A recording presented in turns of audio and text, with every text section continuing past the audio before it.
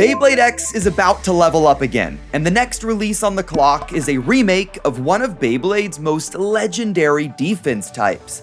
But with this release, the Beyblade company is seemingly limiting customization in a way we haven't seen yet. So, is UX16 ClockMirage living on borrowed time? We just got our monthly Beyblade X news drop, and while there isn't a ton, mainly because Takara Tomy already talked about that infinite entry set a couple of weeks ago, and that seems to be the main release for October with the new stadium and the red recolor to Cobalt Drake, but that's not it. We had a random booster select and a new launcher to look forward to. And the random booster select ended up being ClockMirage. And I don't know how to feel. So this is UX16 ClockMirage. It's a random booster select with 3 ways to get clock, obviously, and as you can see, it is a clock or time themed Beyblade, and it's a remake of Twisted Tempo or Basalt Horogium from Metal Fight. But it looks like there's a little bit of other energy here. We have a little bit of Flame Bixis energy, and that's where my main complaints come in. If any of you guys want to get the latest Beyblade releases, go and check out sponsor of the channel, Mall of Toys. They have a bunch of X-Bays up for sale right now, and they're also holding pre-orders for the latest releases like Soul Eclipse, the Infinite Battle Set, and of course, the ClockMirage Random Booster Select. So go and check them out, link in the description down below, and make sure to use code ilinnuc to get 5% off. I don't want to be too negative here, okay, so let's just talk about the parts. For the prize bay, the combo is ClockMirage 965 and ball, okay? So starting with the ball bit, this is really simple. It's just ball that's been around forever since the very beginning of the generation. I'm not sure why we're getting ball and not like free ball or something. Something that's a little bit more unique, a little bit more special, so kind of disappointing. And then we have the ratchet, which is 965. We don't have an amazing picture at it just yet, so sorry if the picture is a little sloppy here, but it's in this kind of pinkish red color, which I like, but it is a 65 ratchet, and it's going to be like 55 or 85, where they're lighter than the other ratchets. They don't have the same locking mechanism, and typically they're not quite as competitive because of that. So 965 it's a choice. And it seemingly is one of the only few ratchets you can actually use on the ClockMirage blade. There's a little bit of a blurb in the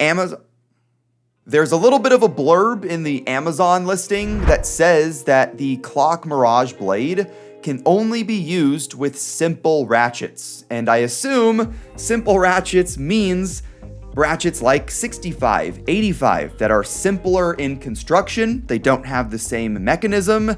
And I assume they did that just to nerf it. They wanted to nerf the round bay so badly that they made it only usable on like 2 or 3 ratchets. And that's crazy. I am not for limiting custom. Okay, dude.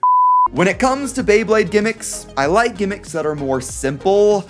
However, I am for Takara Tomy trying something new. But whenever they're trying something new and it messes with the core of what Beyblade is, which is customization at the end of the day, it's kind of a mind-boggling decision. I just don't get it. But let's just move on to the blade, okay? It is ClockMirage, and as you can see, it has the faces or the hands of the clock. It has all the different time kind of dashes that go around it. And it has a really round design. And it's similar to like Ghost Circle in that it's basically a perfect circle. And if you look past the actually kind of cool clock motif, it looks like it's a sword. They're kind of using the hands of the clock as a sword a little bit. So I think that design is pretty nice. But if you look past that motif, you can see there is the Metal Fight kind of face bolt idea that was there on Cerberus, it was there on Aero Pegasus, and now it is here with ClockMirage. There's also the fact that on Twisted Tempo, on the outer edge of the fusion wheel, there was a kind of ridged design. And that ridged design is now here with Mirage, but they made the blade way, way thinner, and it kind of looks like a quarter, okay? It kind of looks like the edges on a USD quarter.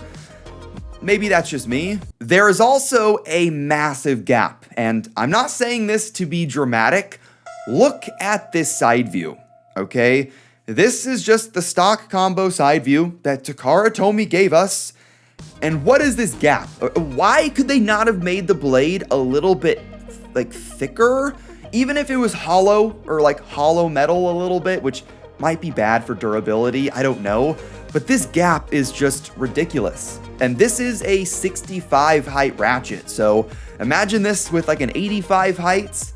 It just, is the blade extra tall? Is that what the problem is? Or did they just cut the midsection out? Like, I know this is a clocked themed bay, but Takara Tomy, I don't think you needed to give it an hourglass figure. At the end of the day, if the performance of the blade isn't great and the 965 ratchet isn't anything special, that's one thing. But if Takara Tomy is okay limiting customization in the future, telling you which bits you can't use or which ratchets and bits won't fit with blade, like, see how that just doesn't make any sense, and it just makes everything way more complicated, and it takes away from customization, which, like I said earlier, is the main thing that makes Beyblade fun, besides seeing spin tops just clack together, okay? Being able to make your own Beyblade, your own customized top, which is good for your playstyle, not just whatever fits in the meta, is part of what makes Beyblade special. So I'm just not okay with them doing these weird limits, but let me know your thoughts in the comments. Since this is a random booster select, there are other color schemes here.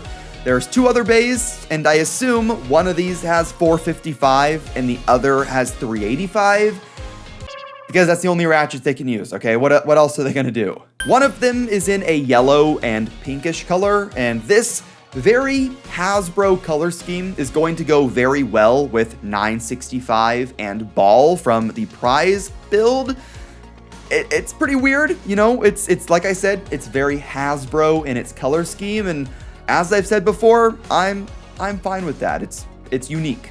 And if we needed any more evidence that this is a Basalt Horogium remake, look at this other alternate color scheme. It is in Twisted Tempo's colors exactly, down to the kind of softened pale blue of the energy ring, the ridged blade, the inner clock design being a bluish, like silvery color. It just makes sense, and they definitely did this to appeal to Metal Fight fans. And it's still just interesting that the main version of Clock is more Flame Bixis looking, but at least we have a Basalt here somewhere. And now we can move on to what is most likely a slam dunk for Takara Tomy, but is also a bit of a missed opportunity. We are getting another release of the left spin string launcher, this time in a red and white color scheme. And this is cool, okay? The original blue color just isn't going to appeal to everybody and everybody's launcher setup, so having more variety is great. But there's only like 2 bays you can use this on, okay? The El Drago remake and Cobalt Dragoon, both of them from last year. So why are they releasing another launcher and not another bay?